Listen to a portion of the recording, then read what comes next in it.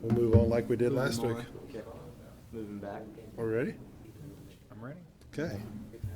We'll go ahead and call the Ellis County Commission meeting to order. All rise for the Pledge of Allegiance. I pledge allegiance to the flag Of the United States of America and to the republic for which it stands, one nation, under God, indivisible, with liberty and justice for all. Thank you all for coming. Donna, please call the roll. Commissioner Butch Schleier, Present. Commission Chair Dean Hazelhorst, Present.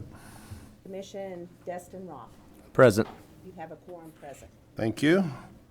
The only order of changes I have tonight is 2 executive sessions at the end, correct, County Administrator? Okay. Prior minutes, October 7th, 2019, additions, corrections.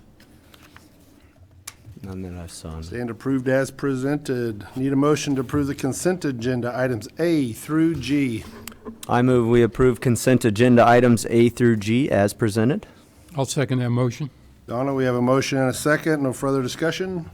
All in favor, say aye. Aye. Aye. Motion carries 3-0. Issues from persons not on the order of business this evening. Do we have anyone? Monthly departmental report. It's very thorough. As always, thank them department heads. When that was started, they just do a great job every month. Thank you, those that are present, and Phil for getting that put together. Great. Great, very good. A lot of good information. No Ken Rogers yet. We'll move on. Introduction of the new KAC director. Bruce, would you like to come up and introduce yourself? Tell us who you are, what you do, and why you're here. Well, good afternoon, folks, and thank you for the invitation to be here. As introduced, my name is Bruce Cladney, and I'm the new Executive Director for the Kansas Association of Counties, which you folks are all a member of, and so we appreciate that. And Philip had asked me to come out and tour the county, and so it worked out into my schedule. I'm supposed to be in Junction City tomorrow night, and so it was perfect to come out here today and just get a great tour. So I appreciate the tour, the time, and Darren had driven us around, and so I got to see all of the great things going on here in Hayes and Ellis County, so I appreciate that opportunity. And I want to take a second to invite you to make sure that you're all coming to the KAC meeting in November down in Wichita. So hopefully you've already got your registrations in there. And then also, I also want to extend the invitation to you all to, once we get going with this process of taking over the KAC and kind of getting our feet wet and getting going in the right direction to get your input. So as we work through the next 6 months or so, this is, your organization. I'm charged with running it, but I want to make sure that we get feedback from all the interested parties that are involved, just to make sure that we're doing what it is we're supposed to be doing, and making sure we hear from all of the KAC members to get your suggestions on what we could be doing different, what we could be doing better, and what some of the things that we probably need to stop doing. So I want to ask you to be a part of that process once we get that up and going here shortly in the next few months. So with that, any questions or any? Bruce, where did you come from? You might want to share that with the public. Yeah, well, I spent the past 25, almost 26 years in extension with Kansas State University. So I started off actually as a horticulture extension educator in Wyandotte County, and then moved to Douglas County for a few years, then became the extension director back in Wyandotte County, and then took over this position about 8 weeks ago. So I had a long, great career with extension, but it was time to move on and do something different, and this happened to be the right thing, so here we are. Well, you came on at the right time with the KAC convention in Wichita, so Exactly, yeah, and so you're going to jump in with both feet? Exactly. Well, luckily we've got a fantastic staff that have taken over and done everything perfectly, and so it was just easy to jump right into this role, and I don't think next year will be as easy, as I think you're going to see some turnover of our staff. They're ready to move on and retire and do other great things in their own personal lives, so we'll have to look at how we do things a little bit differently in the next year at KAC, so just be on the lookout for that. All right, gentlemen, questions? No, nothing from me, Ken. Dustin? No. Yeah. So Nice to meet you, Bruce. thank you Bruce, so thanks much. for coming this evening, and safe travels back home. Great, thank you. Tree rates at the landfill, Vern Reuter. Almost called you Mason. Sorry about that. That happens. Bert Reuter, landfill foreman. I'm coming to ask for the tree raise for the landfill. Right, currently we're charging $10 a ton, $15 a ton and $10 minimum. To raise those to $20 a ton with a $15 minimum. With the attachment, you can see in 2018 that we had a deficit of $7,600, and this year we're kind of trending in the same up till September 25th to $5,600. Most of our tree trimmers and businesses that come in, it takes a lot of trees to make a ton of trees. So most of them are just paying the $10 minimum. And right now the city of Hayes is paying $1,000 a month, so they're taking care of well over half of what we bring in for revenue. But just for that, with that shortfall, that extra $5 a ton would probably get us to about maybe break even point. I mean, we'd know more at the end of next year, but just to get about a break even point, we need to probably look at raising our rates on the trees. Sure. So, Well, Do you have thanks any for putting that questions with together. Gentlemen, questions for Vern? This doesn't affect the city of Hayes. no, it won't. It won't affect the city. Okay. When you talk about a $7,000 deficit, and how much of that could be attributed to like the storm we had last August? Some of that's probably driven for this year's, but in 2018 we didn't have a storm, and we had a $7,600 deficit last year in 2018. So, like I said, this year the labor costs this year, if they don't drive on the scale, we don't know how many tons of trees we're bringing in.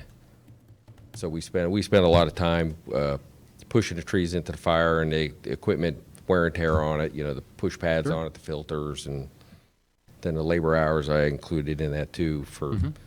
There's a lot of labor that's involved in picking up the ash and mixing it with the dirt so we can use it for cover. And Okay. Any questions, Dustin? I have a few questions in the line with what Commissioner Slyer was talking about.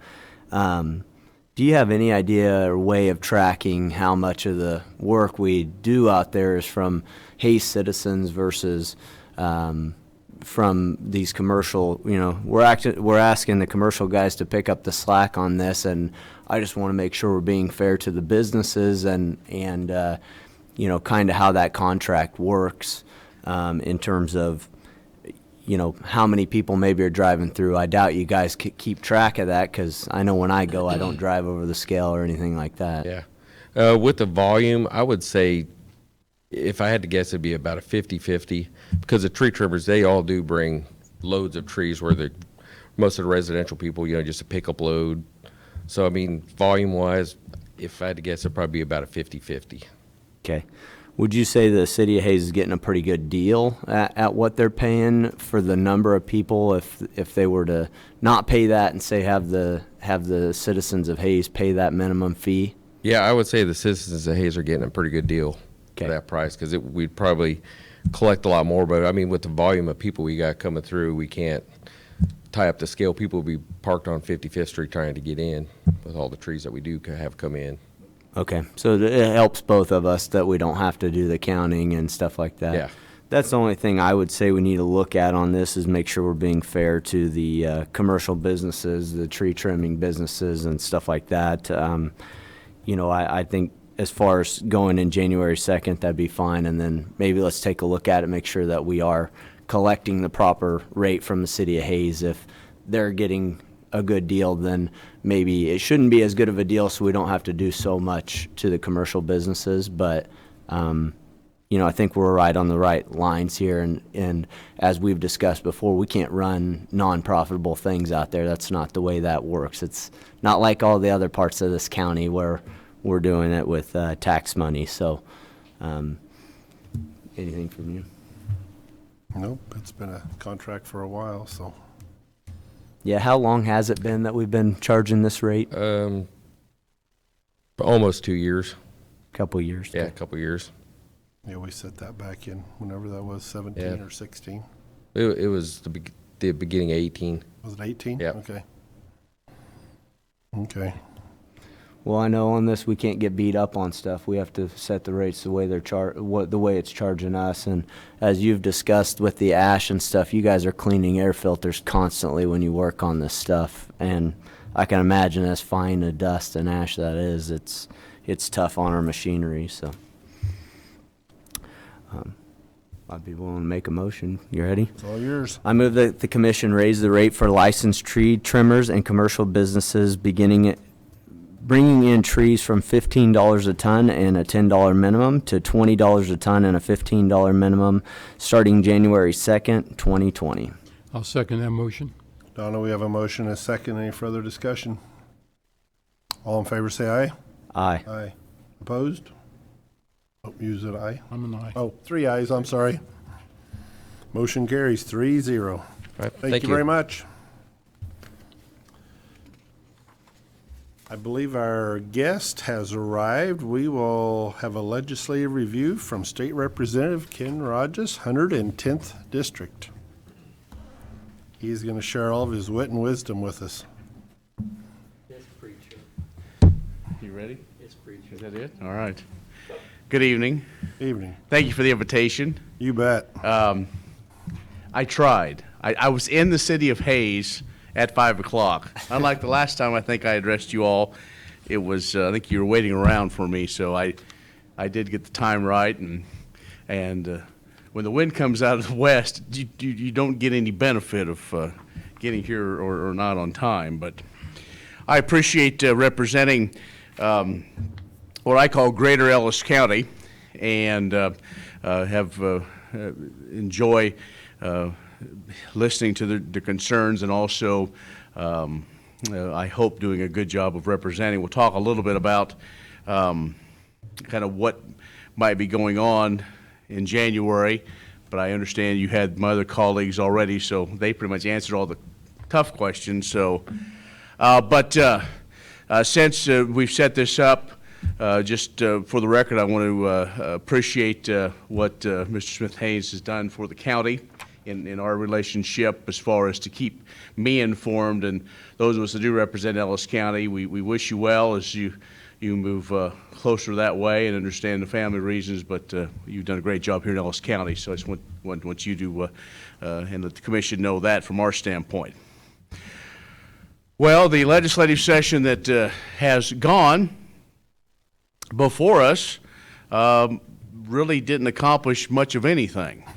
I'll be honest. I mean, a lot of what they wanted to get accomplished didn't, which I think sometimes is a good thing. Now we're in year 2 of a new administration. That also means it's an election year, which means that in itself creates some challenges. But we have also people in leadership and legislature that are running for other offices, which will create even more challenges. So in talking with constituents and other groups leading up to the session, the governor's come out and say her number one priority is Medicaid expansion. I know the Senate and others have been working. There's been a couple of committees to work on how to get to yes. It'll be interesting to see what happens there.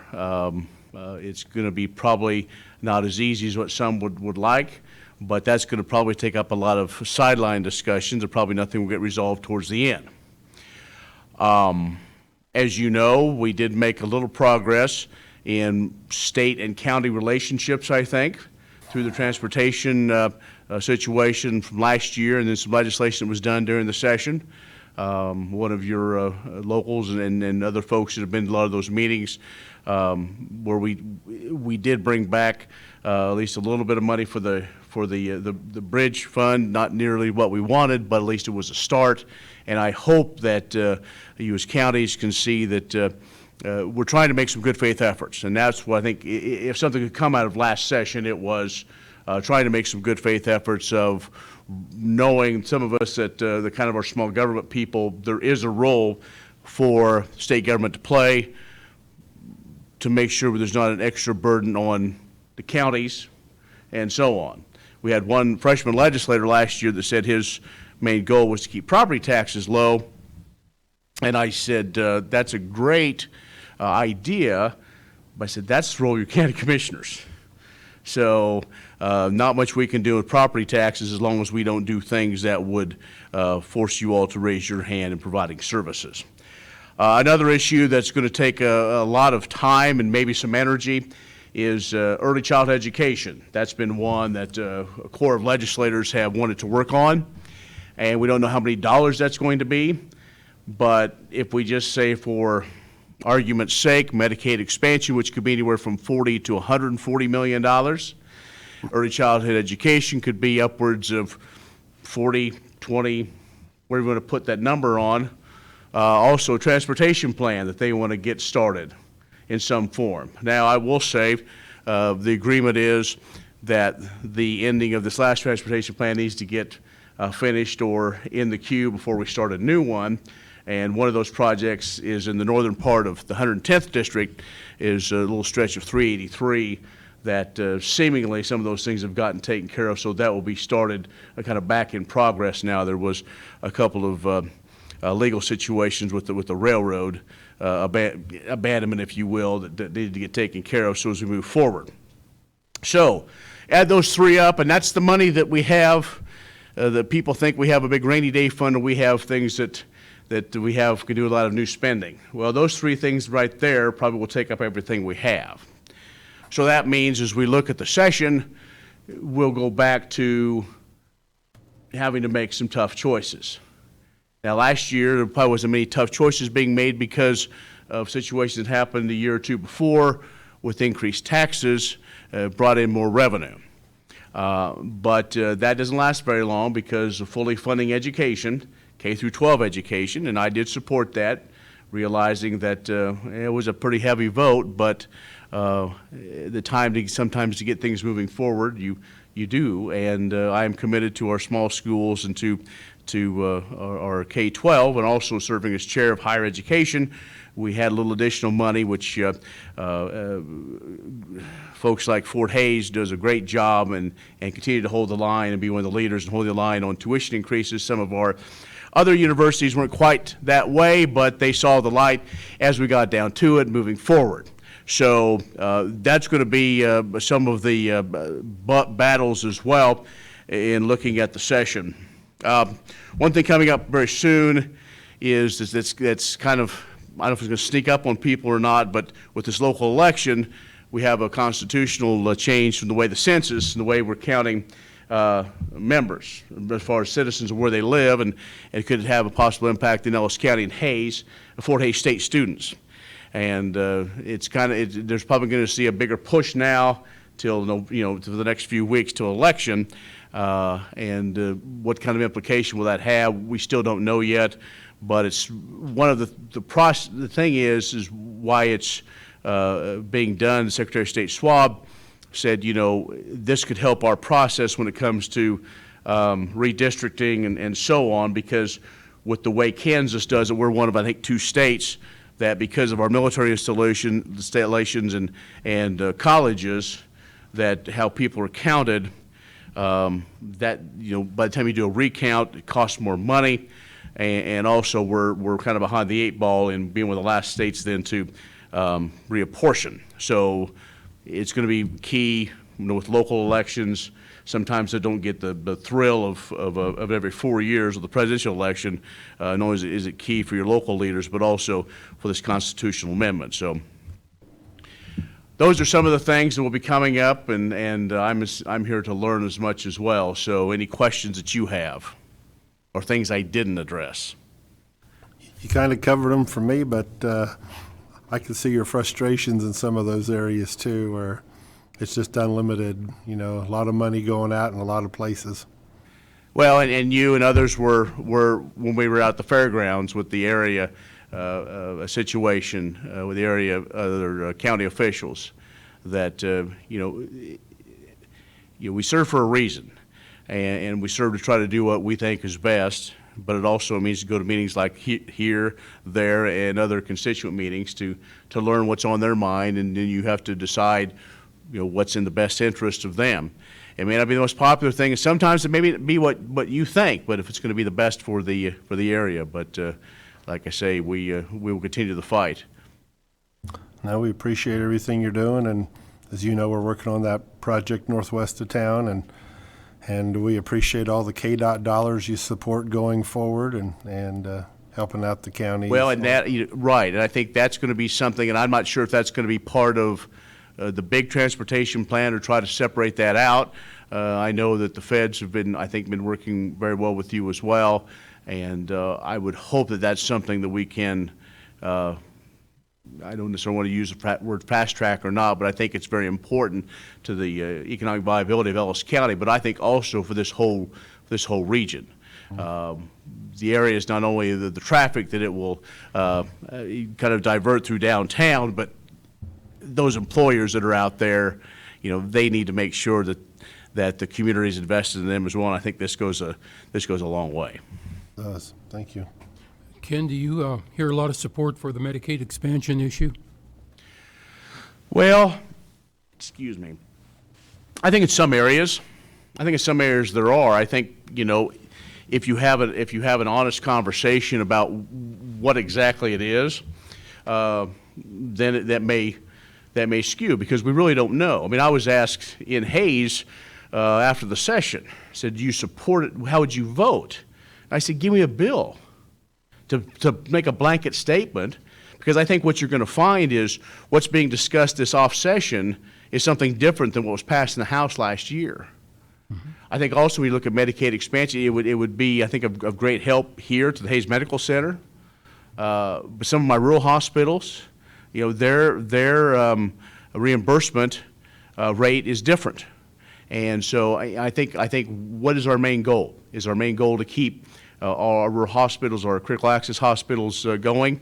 I think if you paint a broad picture, say, do you support Medicaid expansion? I think if you could break it out and say, is it for your traditional medical care, or is it for mental health? I think you would skew those as well.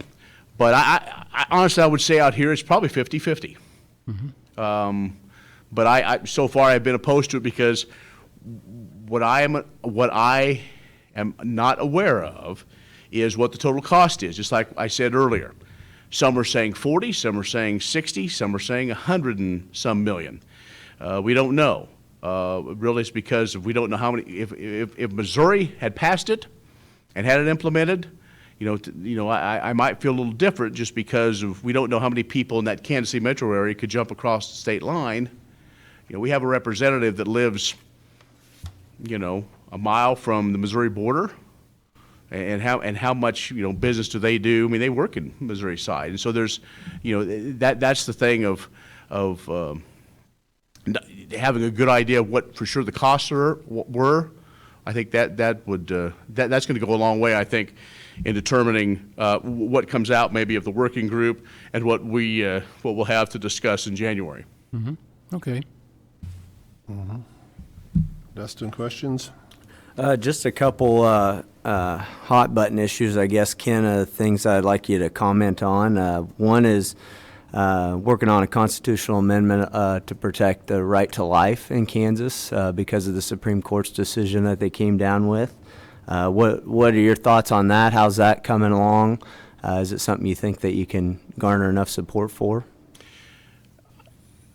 As far as within the House, I believe it is. Still working on some language exactly. I'm not in the middle of that as far as to come up with what it is. I think it's something that we've been aware of, that it is coming. I think the votes will be there in the House, and I think once it goes to ballot, then I probably will be next August. Okay. Probably. I know they were still discussing. I think it'll pass. I think the citizens of Kansas will pass it. I'll be supportive of it, as I have been. I'm very pro-life and have supported all of that. Very good. The other thing, as you probably know, we're working on a sales tax in Ellis County to kind of fix our budget issues, balance our budget, and try to hold the line on some of those property tax issues that you've talked about, and our responsibility to try and stay competitive. As you may know, we're the most competitive county in the state of Kansas on percentage property tax per value, so that's a good thing for us. But one concern I've heard from people is with a sales tax, this sales tax on food in Kansas and groceries, things like that, is something that makes that tax a little bit regressive. And so it's something that, I think, a lot of people would be a lot more in favor of sales taxes if we weren't doing it on such important, things like milk and grocery items, plus the idea of being competitive with some of our neighbors who don't charge sales taxes on food. So have you heard much discussion of that? And I know that maybe there was some language of that to go to the governor to try and get her to pass some stuff, but I don't think it has gotten through, obviously. So Right.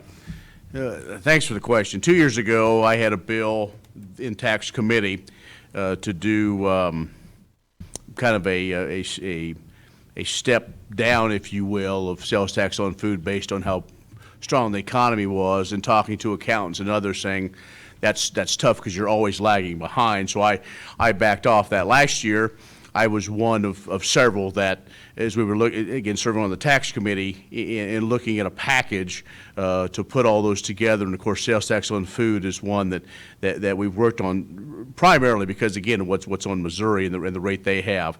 Of course, our neighbors to the north, where I live 17 miles from the Nebraska border, of course, they have no sales tax on many food items, and it makes it a challenge. Again, our focus a lot of times in the legislature is, I call it kind of that bubble area, if you will, from Atchison to Fort Scott. And then you go 60 miles into Missouri, that's a lot of possible tax dollars and revenue. That being said, I think we'll see this again, whether it would be as an individual bill for reducing sales tax. We are still working on kind of the whole structure of taxes in Kansas. One of the reasons probably why we didn't have the strong push to get it done even this last year, even though it was 3 times, the governor chose not to do it with some other things, with our decoupling from the federal government based on the Trump tax cuts, which we should have done because we need to make sure our big employers, our big businesses aren't penalized. And that's going to happen again. But anyway, going back to sales tax on food, again, and it's election year, so I think you're going to see something. In looking at it, a 1% to me does not really get me excited because you're really not solving the problem. So is it cut in half? Is it where is it? Now, that brings up the other case, though. If we drop the sales tax on food, do the locals keep their rate at where they are? yeah. And so it goes back to then where's the competitiveness of the counties? Now in this area, many of us have a little higher sales tax rate due to some of our smaller communities. Got some community block grants that they helped to help fund aquatic centers that needed to be done that were probably out of date, and so. That's the situation. Last year, one of the things we looked at was, in fact, we spent 2 days on the definitions of sales, what maybe could and couldn't be taxable. And one of the things that got brought up was candy bars. And if you go the way one of the states has, I believe a Snickers would not be taxed, but a Twix would be. The reason why I remember that because Twix has that cookie thing on the bottom, and that's a wheat product, and that's different. So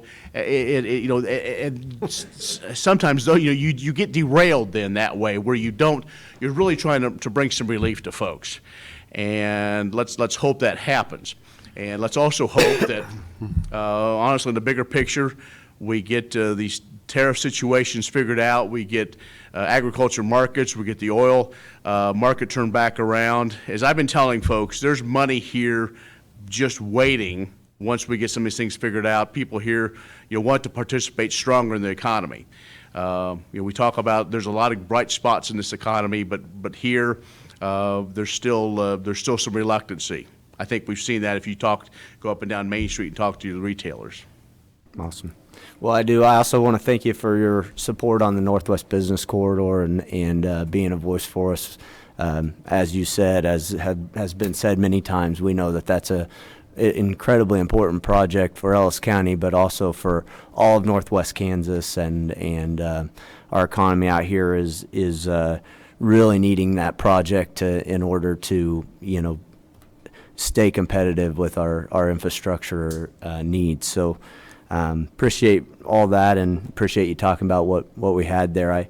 I still think that sales tax on food, I think it's nearly a bipartisan issue. It's just a matter of getting it the way the governor, I guess, wants to, without the veto. It is. I mean, we've worked with Tom Sawyer, the ranking, or the minority leader, and knowing it wants to get done is simply a matter of the language, and again, it gets to politics, and both sides want to win, and sometimes in order to get that win, you kind of what we're seeing in D.C. You may have a meeting altogether, but if the cameras are there, you might jump up and down, and it's unfortunate.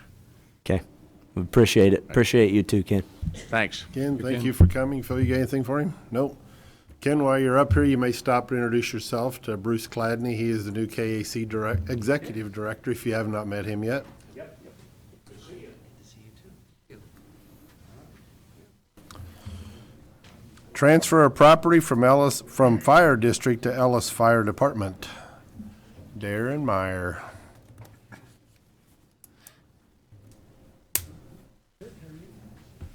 Good evening, Commission. Darren Myers, Director of Fire and Emergency Management. This evening, excuse me, yelled a little too much at the football game last night. In front of you is an agenda item to potentially transfer an old 1994 Chevy Suburban that the county fire department has.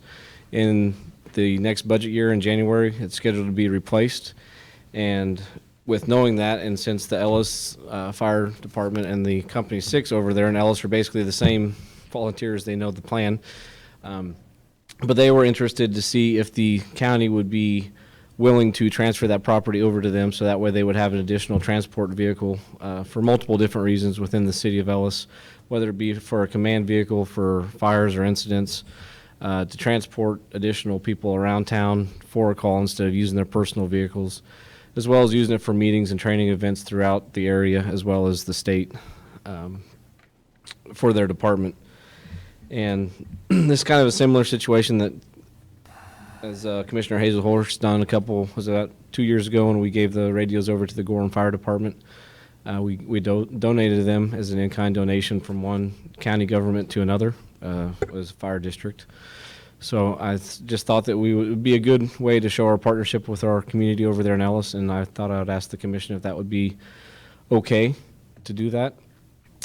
If you're asking why at this point, is because they have money in their budget for 2019 to buy a vehicle.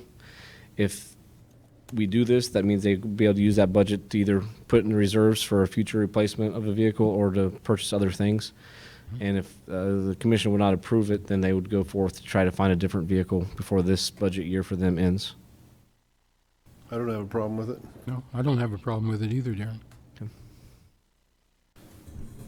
I got just a few questions. How many miles are on the vehicle? Would they be willing to buy the vehicle from us? I mean, I'd hate while we're about to go to the taxpayers for sales tax money for us to be handing out vehicles if they have some value that we should be able to be put back into funds.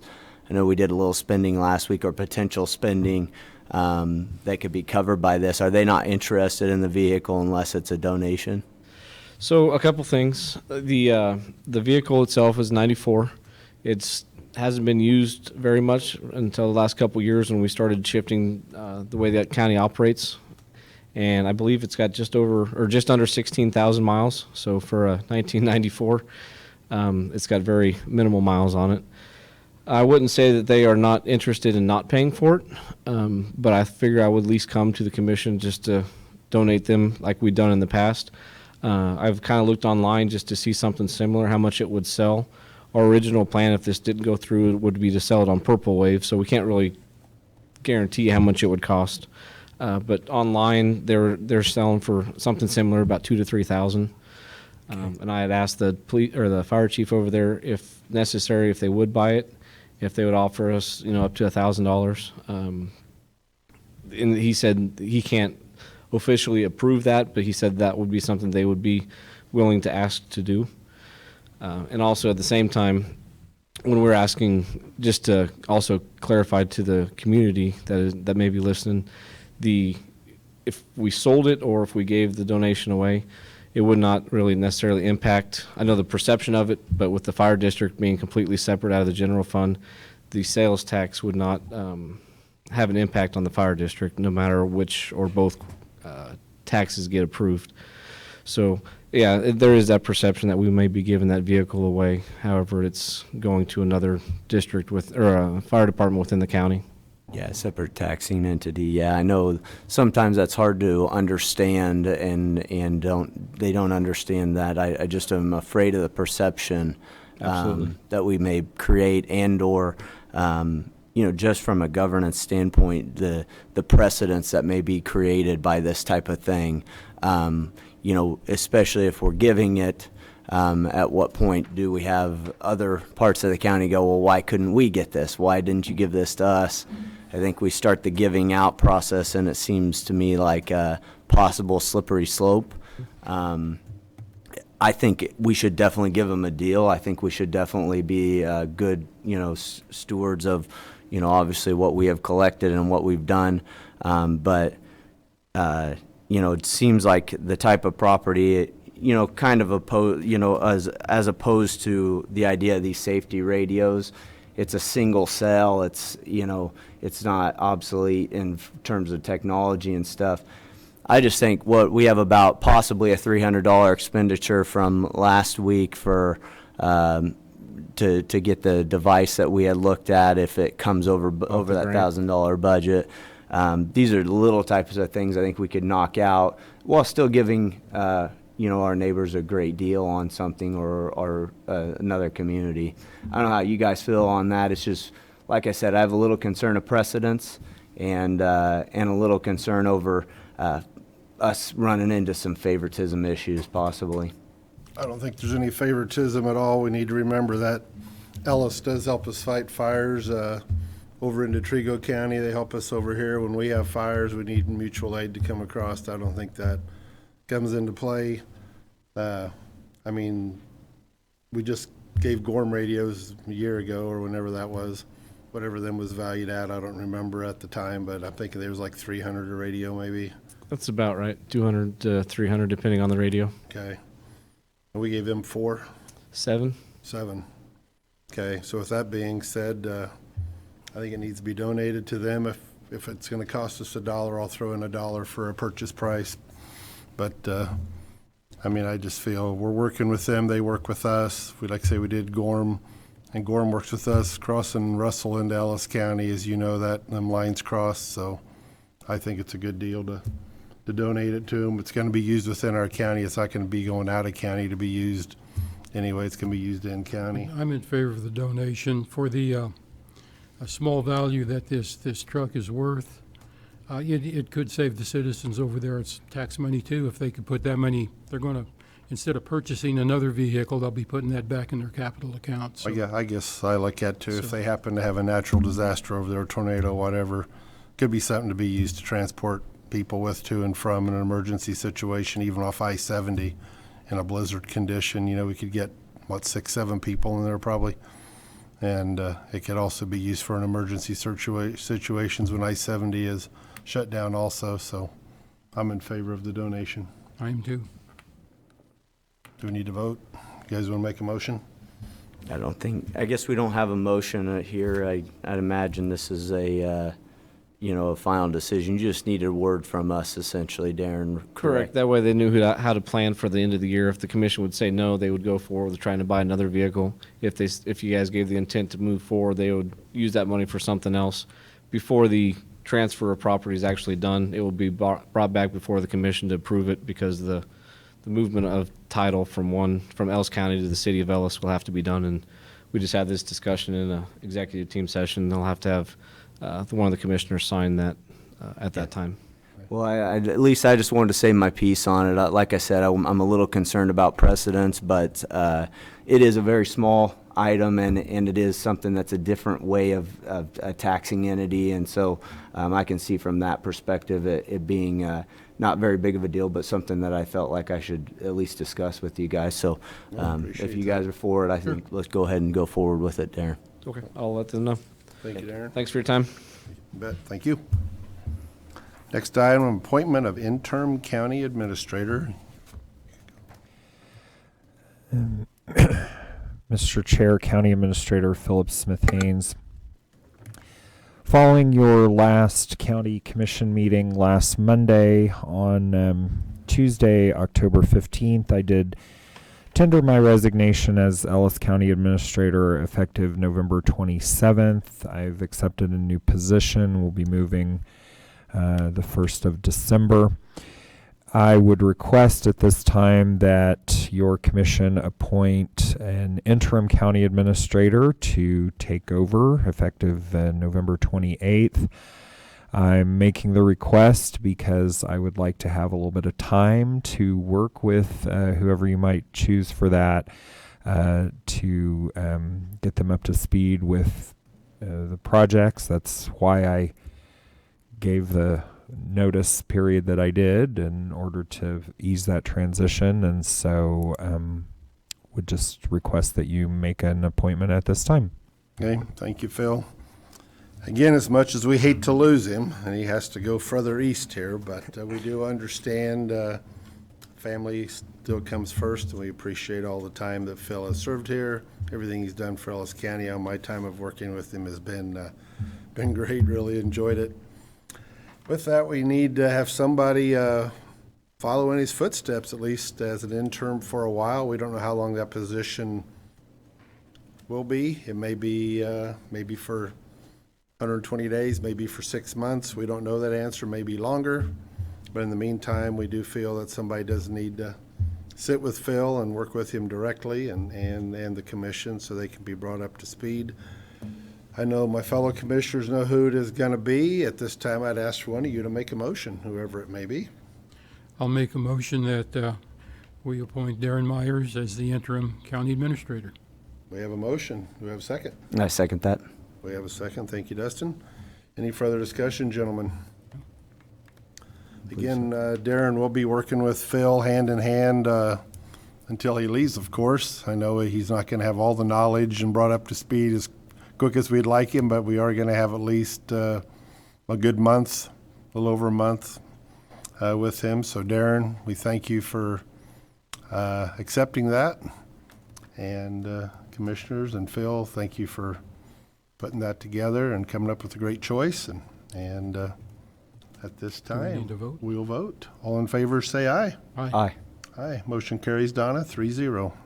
Thank you. Next item, County Administrator Report, Philip Smith Haynes.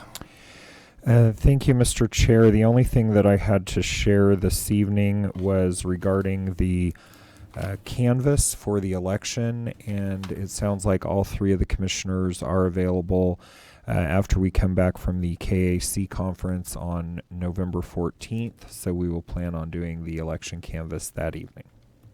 Should work, Donna. We all should be back, we think. What time did you decide?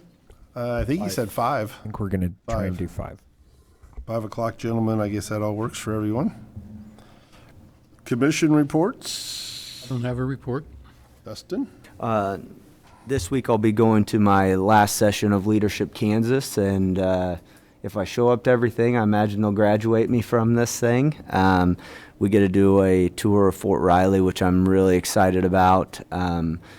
We've already done one military installation up in Fort Leavenworth, but Fort Riley and the Big Red One is a whole different animal, a whole different part of the military, and so it'll be neat to see those kind of things.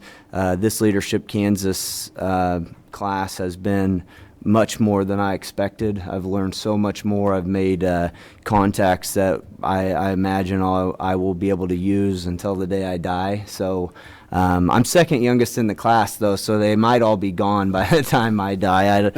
But, you know, I tell you what, it's been a great experience, and I would say anybody that ever gets nominated for the process to apply, it was quite pricey, but I know that there have been classes in the past to put together if someone weren't able to afford it, I'm excited next year they come to Hayes and Ellis County, America, and so I'm excited now to show off that to next year's class. We have to go back and forth with Goodland Colby, so we get to show them a little more oil industry out this area. They show us big farming out there, so I'm excited for that class and excited for the experience that I was given, and can't thank everybody enough that helped me to be able to become a part of it. But that's all I have. Thank you. I have nothing either. I had I guess, a non-exciting week, so I do have a Workforce One meeting November the 5th, I believe it is, so anyway, that's all I have. With that, we will ask for a motion for the first executive session. I move the Board of County Commissioners go to executive session for 10 minutes for a non-elected personnel matter relating to contract terms for the health administrator and interim county administrator. And included in that would be Administrator Phil Smith-Haynes. I second that. Donna, we have a motion and a second for an executive session not to exceed 10 minutes. All in favor, say aye. Aye. Aye. Motion carries 3-0.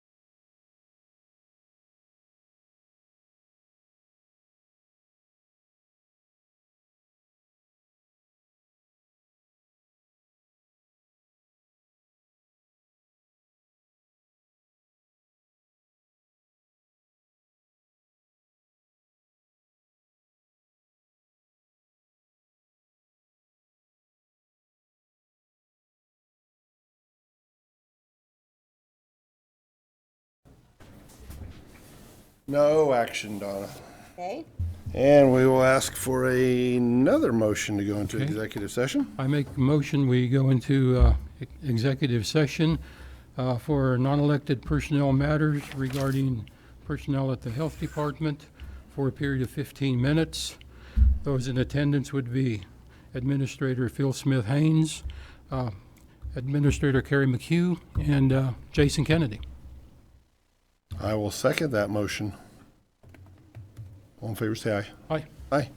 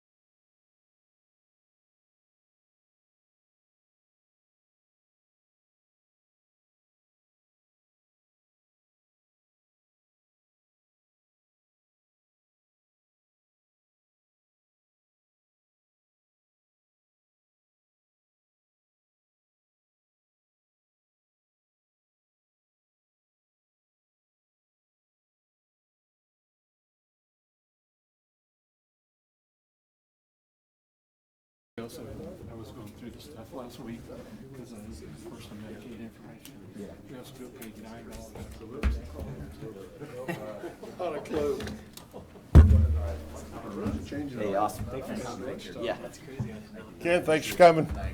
No action, You Donna. take care now. And we will adjourn at 6:14.